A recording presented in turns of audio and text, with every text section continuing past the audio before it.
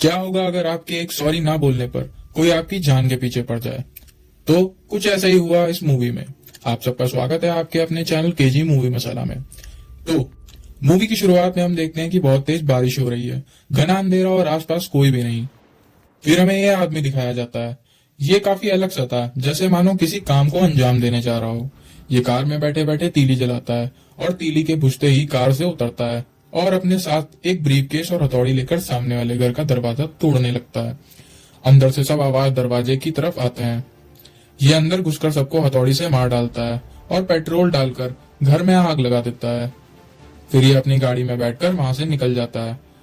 पूरा घर ब्लास्ट हो जाता है। फिर हम देखते हैं उन दिनों कई हादसे और कार एक्सीडेंट, रॉबरी और बहुत से केसेस देखने मिलते हैं। रोज न्यूज हादसे खबरें आ रही थी। शायद उसमें भी इस आदमी का ही हाथ था।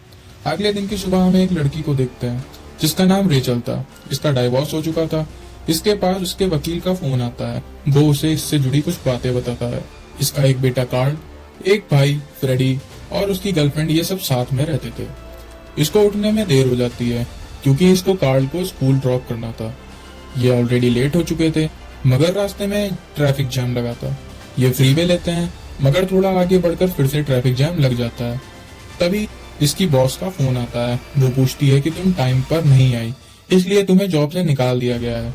ये सुनकर वो परेशान हो जाती है। ये टर्न लेकर सर्विस रोड पकड़ता है।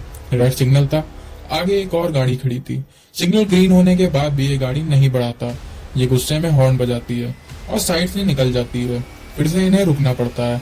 ये कार वाला साइड में कार लगाकर इनसे शीशा डाउन करने कहता है। ये उस आदमी से बदतमीजी से बात करती है। वो आदमी उससे माफी मांगता है, मगर इससे भी सॉरी बोलने कहता है। ये आदमी कुछ सन की किस्म का था। ये कहता है कि तुम्हें सबक सीखना पड़ेगा। ये जानबूझकर इसकी गाड़ी के सामने कट मारता है। ये लड़ते लड़ते बचते हैं। ये काफी डर जाते हैं। ये पीछे से टर्न लेकर निकल जाते हैं। इन्हें लगता है कि वो चला गया। रेचल कार्ल को स्कूल छोड़कर वो उसके वकील एंडी को सारी बात बताती है। वो उसे ब्रेकफास्ट के लिए कहती है, मगर गाड़ी में पेट्रोल खत्म हो जाता है। ये पेट्रोल पंप पर उतरती है। पेट्रोल भरकर सामने की कैंटीन में कुछ सामान ले ही रही थी। जैसे ही बाहर की ओर मुड़ती है, बाहर वही आदमी था। ये अंदर इस लड़के से कहती है कि ये आदमी मेरा पीछा कर रहा है। ये लड़का साथ जाता है। ये गाड़ी में बैठकर वहां से चलने लगती है। ये लड़का इस सनकी से जाने बोलता है। ये और गुस्से में आ जाता है और लड़के को ही उड़ा डालता है। ये देखती है कि वो इसका पीछा कर रहा है। ये डर के मारे कार तेज चलाने लगती है। आगे जैम लगा था।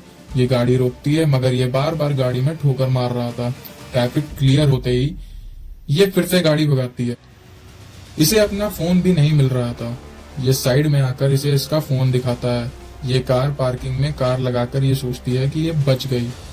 अब इसका फोन इस सनकी आदमी के पास था। ये एंडी से मिलने चला जाता है और खुद को रेचल का खास दोस्त बताता है।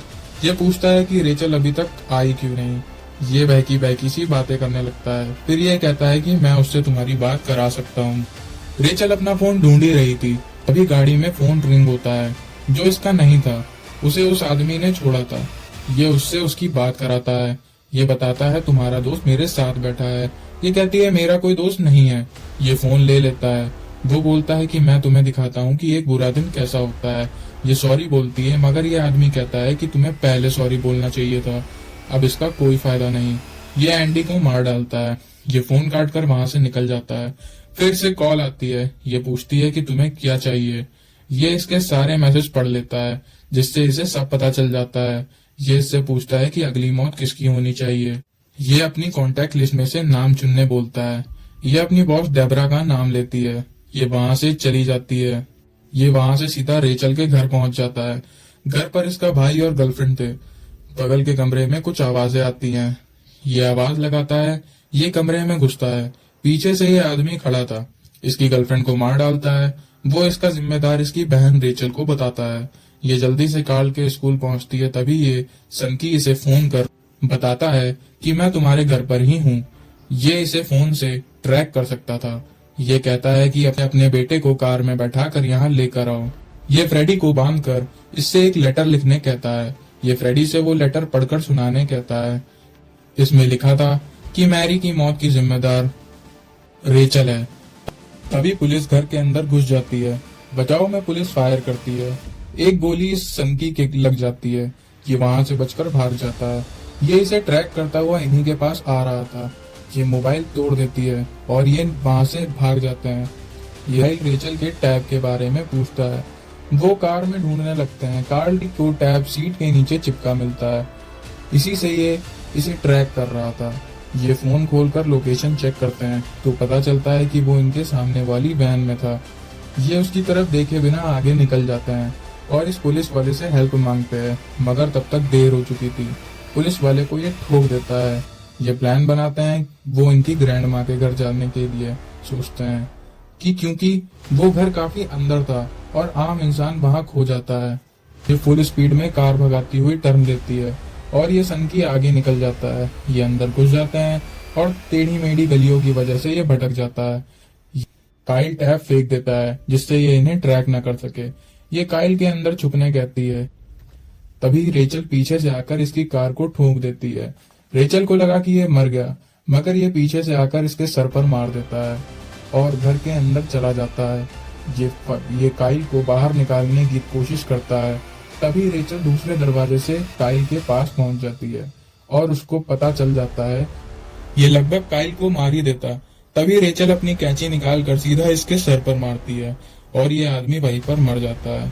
पुलिस हर बार की तरह देर में पहुंचती है और पूछताछ कर इन्हें बताती है कि तुम्हारा भाई जिंदा है, अब तुम जा सकते हो। कहानी के एंड में दिखाते हैं कि एक कार आगे से तेजी से निकलती है, मगर इस बार इसने गुस्से में हॉर्न नहीं बजाया क्योंकि गलती इसकी भी थी। और यहीं पे कहानी का डी एंड हो जाता है।